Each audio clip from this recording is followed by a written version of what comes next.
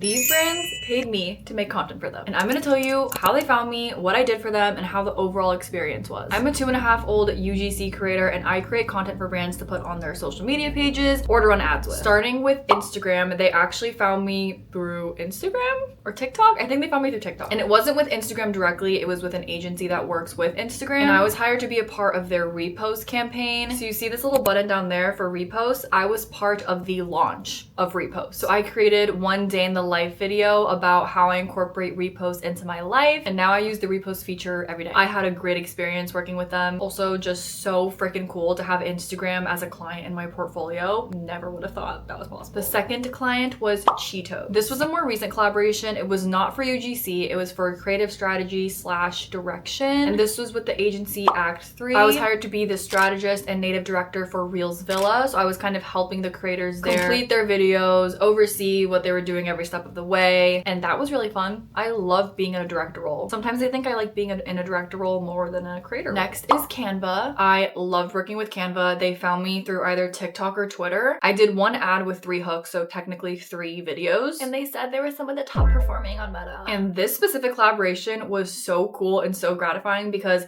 my UGC portfolio is made through Canva, and I was able to create a video for Canva talking about my portfolio that's made on Canva. It was so cool. One of my favorite collaborations. And last but not least, I collaborated with Adidas. And this was a more unique opportunity. I was hired to go to a soccer game with a few other creators, and we were doing street interview concepts. So we were going up to different people at the games, asking them questions about which team they were rooting for. This was an in-person shoot. It was really fun and definitely different than the types of collabs I'm normally hired for. So those are just some of the big name brands on my portfolio that I've worked with and what I did for them. If you see any brands in my portfolio and you want to know how did I work with them, what did I do with them, just let me know in the comments and I'll do another version of this video.